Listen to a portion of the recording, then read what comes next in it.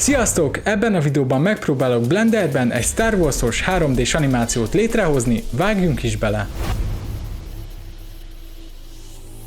Most azzal az ötlettel álltam neki ennek a projektnek, hogy szeretnék valamit, ami realisztikus, mert ilyet eddig még nem csináltam, jól néz ki, és Star Wars, hiszen ennek épp itt van az ideje, mivel fél év múlva érkezik a Mandalore és Grogu című film. Témáját tekintve pedig egy 3 jelenetes animációt szeretnék, amiben a Mandalore című Star Wars sorozatból ismert N.S. Starfighter lesz a középpontban. Ami az első jelenetben megérkezik a hiperűrből, a másodikban áthalad a bolygó felhőrétegén, és végül a harmadik jelenetben pedig leszáll egy landoló platformra. És így a hajón keresztül konkrétan is kapcsolódik a Mandalore világához. Úgyhogy neki is láttam ezt megvalósítani.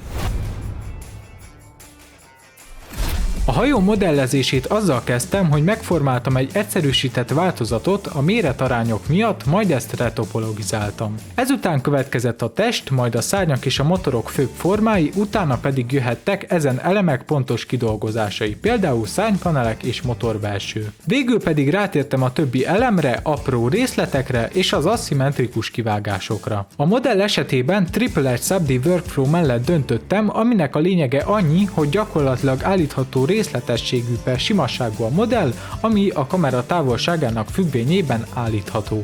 Ezután jött az UV mapping, ami gyakorlatilag a 3D-s modell 2D-re való kiterítése, hogy textúrázni lehessen, és ezt fogja később a program a modellre gyakorlatilag ráhajtogatni. Az UV szigetek pakolása során pedig UDIM technikával dolgoztam a nagy részletesség miatt, ami azt jelenti, hogy a textúra nem egy darab 4K title-ből fog állni, hanem jelen esetben 9+3 darabból. Majd ezután jöhetett a textúrázás, aminek Substance Painterben álltam neki. Ez egy profi program kifejezetten textúra készítéshez, amiben rengeteg szuper funkció van, például az éleken a kopást generált maszkok segítségével is meg lehet oldani, ezáltal nem kell kézzel megcsinálni. Így szebb és sokkal-sokkal gyorsabb végeredményt kapunk. Ezért 2 nap alatt el is készültem a textúrákkal.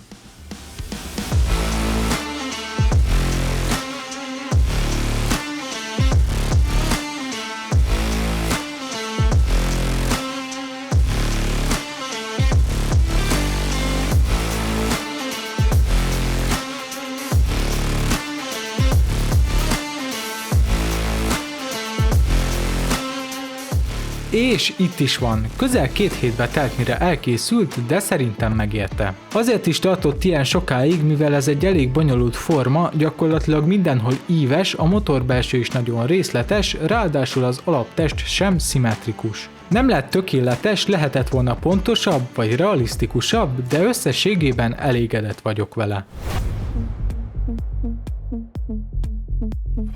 Úgyhogy következhetett is az első jelenet, amiben az N1 megérkezik a hiperűrből, majd elsuhan a kamera mellett a bolygó felé. Először is importáltam a hajót, majd jöhetett a bolygó elkészítése, amit Blenderen belül nódok segítségével szerettem volna megoldani. Már csináltam ilyet korábban, de most realisztikusra szerettem volna megcsinálni, hiszen ez a projekt egyik fő célkitűzése. Szerencsére találtam hozzá egy videót, ami alapján elég gyorsan és viszonylag jóra sikerült is megcsinálnom. Ezután az űr következett, vagyis hogy a háttérben legyenek csillagok, amit szintén nódok segítségével oldottam meg. Majd ezután áttértem a hajó animációjára. A hiperűrből való kilépés igazából csak annyi, hogy nagyon-nagyon gyorsan jön és hirtelen lassul le, majd ezzel a sebességgel halad tovább a bolygó felé. Az animáció még Graph Editorban finomítottam és adtam hozzá Noise Modifier-t, azaz zajt, ami sokkal-sokkal realisztikusabbá teszi a hajó mozgását.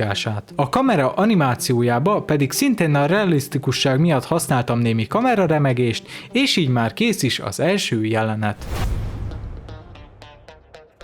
Ezután következett a második jelenet, amiben az N1 már a bolygó légkörében egy nagy felhő rétegen halad épp keresztül. Itt a hajó animációjával kezdtem, ami itt sem volt olyan bonyolult, mert igazából csak simán lefelé halad, nagyjából 30 fokos szögben. De hogy realisztikusabb legyen, itt is adtam hozzá zajt, így egy kicsit imbolyog és olyan hatást kelt, mintha tényleg repülne. Majd a kamerára tettem rázkodást, hogy jobban visszaadja azt, hogy egy felhő megy keresztül. Továbbá kellett még egy nagy felhő felhőréteg, ami nép keresztül halad, amit Geometry Node által szerettem volna megoldani. Amihez szintén találtam egy szuper videót, aminek a segítségével sikerült is létrehoznom egy nagy volumetrikus felhőréteget. És hogy jobban nézzen ki az egész, szerettem volna esőt is hozzá, amit meg Particle Emitter effekttel álltam neki megvalósítani. Gyakorlatilag a hajó útjába szóltam esőcseppeket, amik valójában üveggolyók, de a nagy sebesség miatt úgy néz ki, mintha eső lenne. És így már kész is a második jelenet.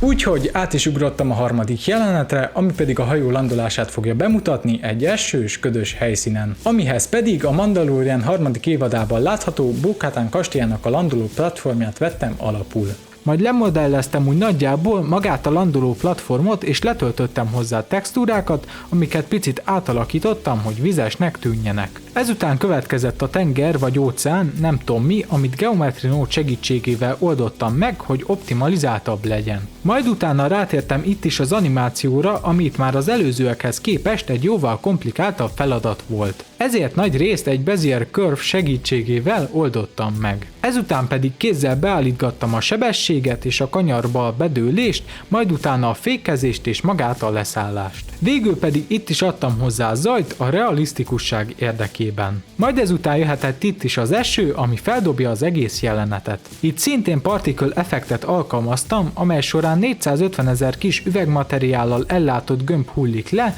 csak a valós fizikával rendelkezőket beleszámolva. Továbbá adtam hozzá szelet, hogy egy kicsit oldalirányba fújja, ezzel is realisztikusabb hatást keltve. És így már kész is a harmadik és egyben utolsó jelenet. Várjunk, a gépet nem vezeti senki, ez így elég furcsán néz ki, úgyhogy inkább letöltöttem Sketchfabről hozzá egy Din Djarin karaktermodellt. Ugye a sorozatban ez az ő hajója. És ha már Mando, akkor legyen Grogu is, tehát kerestem egy olyan karaktermodellt is. Feltöltöttem Mixamóra, ami automatikusan becsontozza, hogy animálható legyen, belehelyeztem őket a hajóba, és a fejüket nagyjából meganimáltam. És így ténylegesen is kész már mind a 3 jelenet. Ezután már csak ki kellett renderelni, ami jó sok idő volt, nagyjából 40 óra, mivel többször is újra kellett renderelnem. Majd DaVinci Resolve-ban egymás után pakoltam a jeleneteket, utána pedig raktam rájuk vintage effektet, lensdörtöt, filmgraint plusz némi SFX meg zene. És ezzel így el is készült a saját mandaloris animációm.